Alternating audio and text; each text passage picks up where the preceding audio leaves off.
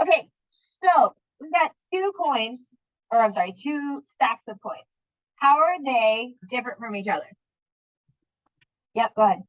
One is stacked straight up, while the other is slanted slightly to the right. Okay, so we got straight and slanted.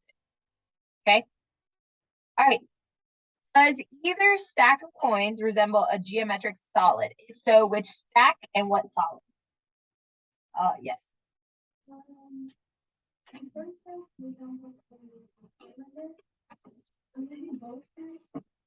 Say it again. Okay. All right. How do the heights of the two stacks compare? Yep.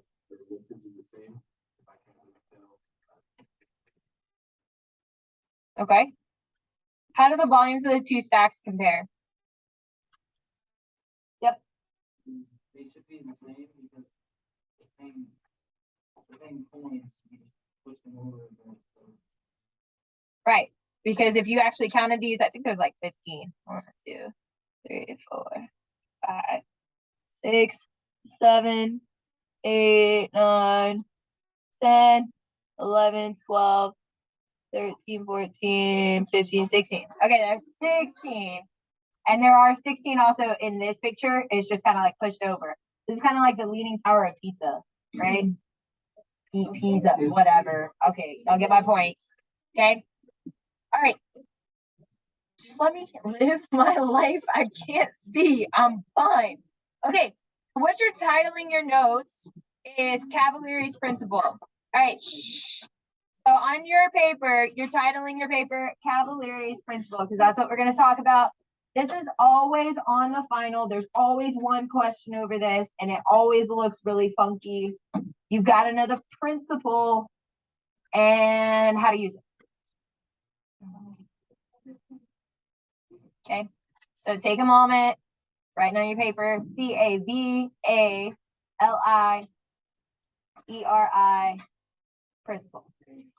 Okay. All right. So taking these two images, okay, so taking these two images, if you didn't know how to spell Cavaliere's, it's up at the top. Oh, that's not helpful. Okay, so the image shows two rectangular prisms. The bases of the prisms are congruent. Each base has an area B, square units, and the prisms are the same height. A plane intersects the two prisms parallel to their bases, creating cross sections. So really quick, Friday, I know some people were able to do it, some people weren't. On Friday, you should have looked at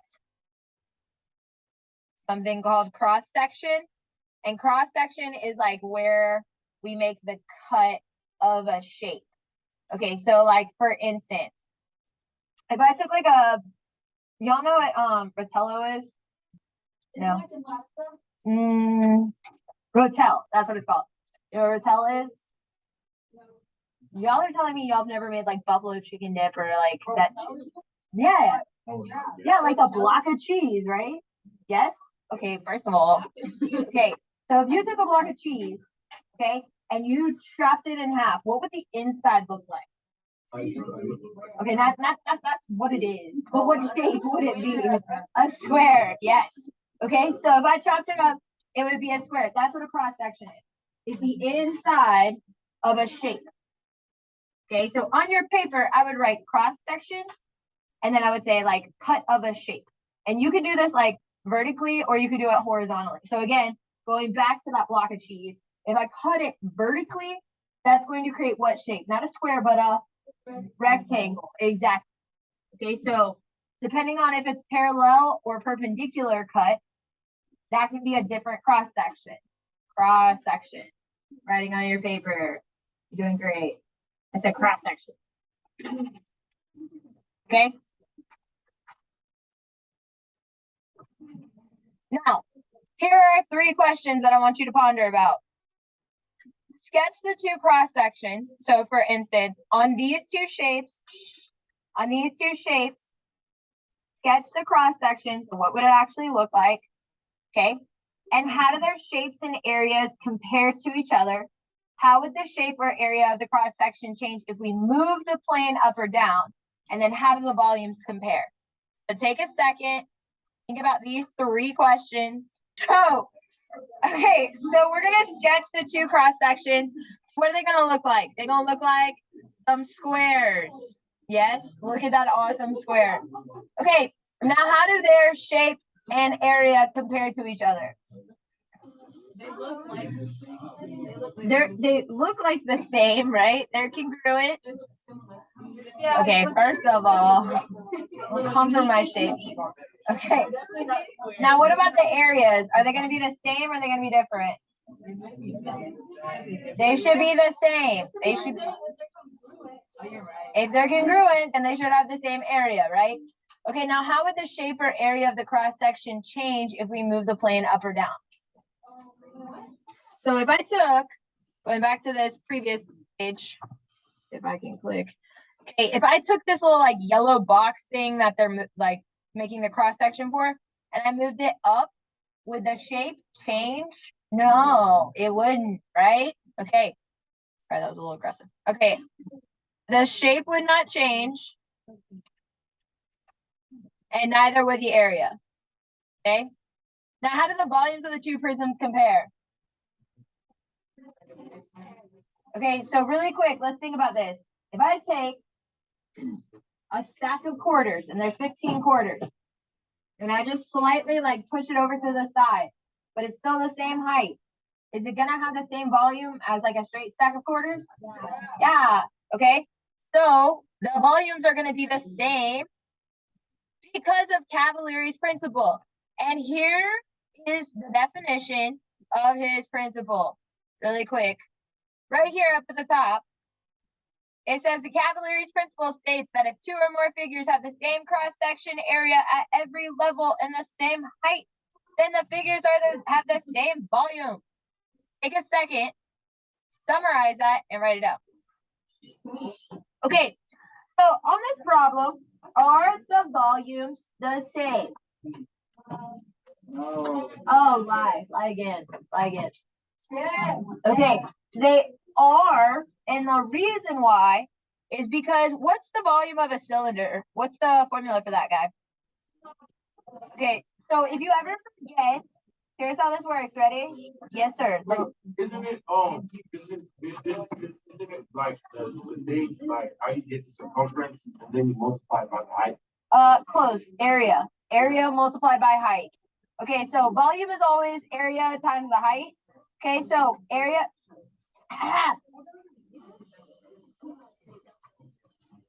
of a circle is going to be pi r squared times height.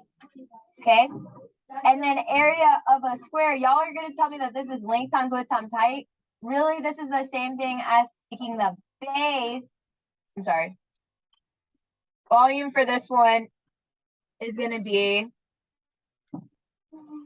the base times the height, or y'all are going to tell me that this is length times width times height. Take a second, go ahead and multiply these 2 out, see if their volumes are the same. Take a moment, draw the picture. Okay, so we have this volume of a cylinder, and when we substitute in, this is going to give us 360 pi. Okay, so that's what's going to be for the cylinder. Okay, for the rectangular prism, okay, remember that's going to be base times height. So that's another way of saying length times width times height. That's going to be 9 times 4 pi times 4 pi times 10.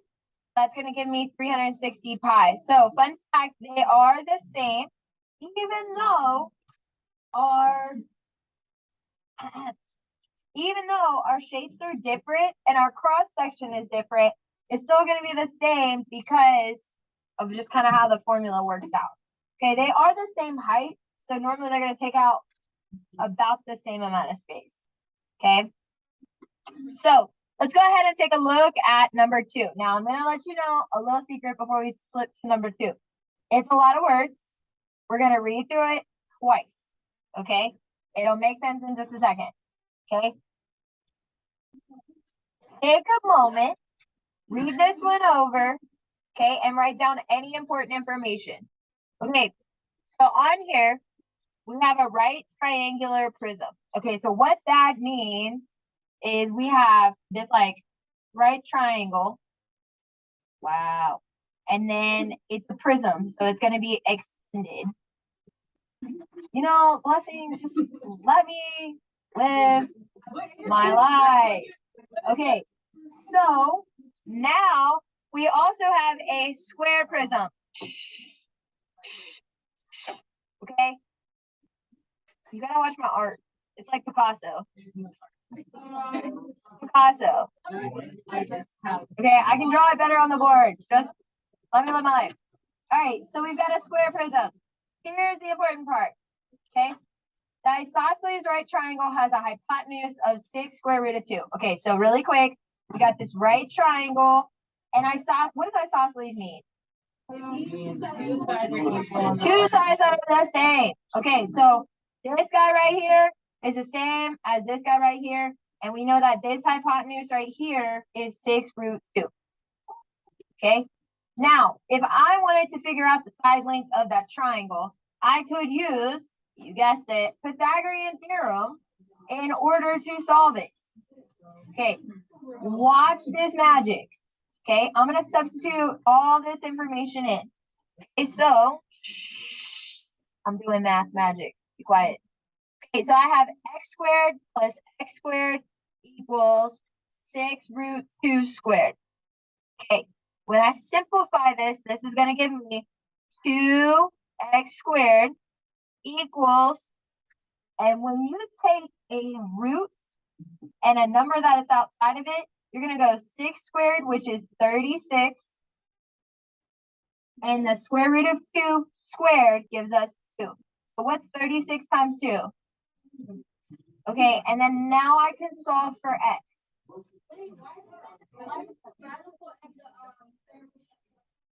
Okay, so you've got this 6 on the outside, and you're squaring it. What's the square of 6? Yeah. 6 root 2 is all one thing. Yes.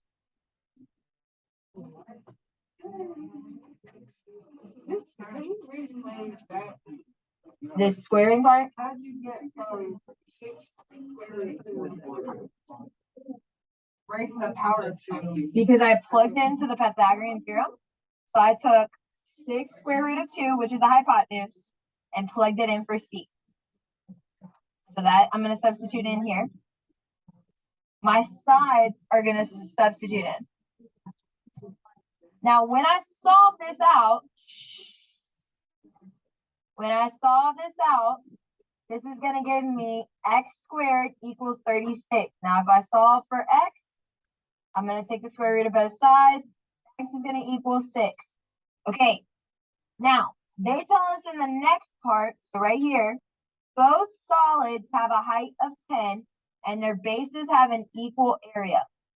So, if I know that this side are 6, then the area of this base can be found by taking 1/2 base times height, right?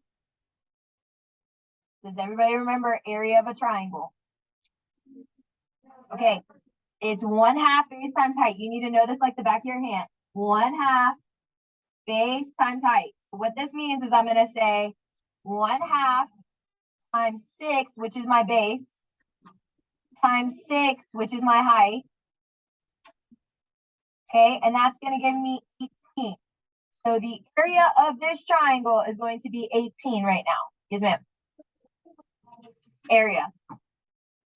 Okay. Now, what they want us to do is they want us to find the length of the side of the square prism of the cross section. So basically, what they're trying to tell us is they want us to find the side length of the square. Okay. And we know that the area of the triangle is 18. And we also know that the area of this square is 18. So if I'm trying to figure out what the side length of a square is, and remember, all sides of a square are what? All equal.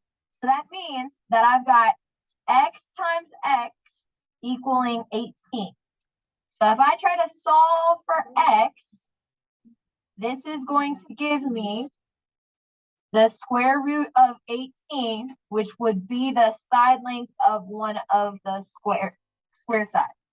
Okay? I know that's a lot, so let me recap it for you. We have two figures. The area of this triangle was 18 because we found the side length by using Pythagorean theorem, substituting in for the area formula, we get 18 is the area. Since that's the same as a square, because they tell us in here, the bases have the equal areas, we can set the side lengths multiplied together equal to 18 and solve for x. I know that's a lot. Again, on the final exam, there's always one question. Sometimes it's like this, and sometimes it's like, hey, two shapes have the same cross section and the same height. Do they have the same volume? So it just is kind of hit or miss. Okay. So what we're going to do now is I want you to answer this question. Is Drake or Rihanna correct with these two? Okay, well, one, take a second, actually look at the problem. Okay, so Rihanna is actually, Rihanna is actually correct. Okay. And the reason why is because if we multiply this out, we would get 2 square root of 2 times 2 square root of 2 times 15. Okay, so this would give us 4, 8 times 15. And what'd y'all say it was? 120? Okay. All right, over here, if I were solving this out, okay, I don't know what these side lengths are. If I wanted to find these side lengths, then I would use Pythagorean theorem. Okay, and that would give us 2x squared equals 32. And then if I were solving this out, I would get x equals 4. So this would be, when I plugged in here, this would be 1/2 times 4 times 4 times 15, which would also give you 120. Okay, so Drake was wrong. Rihanna was correct. Yeah. Yeah. Okay. So what I'd like for you to do, is we're gonna do a couple of practice problems really quick. Hold on one second. Okay, so we're gonna only do. I know y'all. Go ahead and take a moment. I want you to try this problem. Take a moment. Work this problem.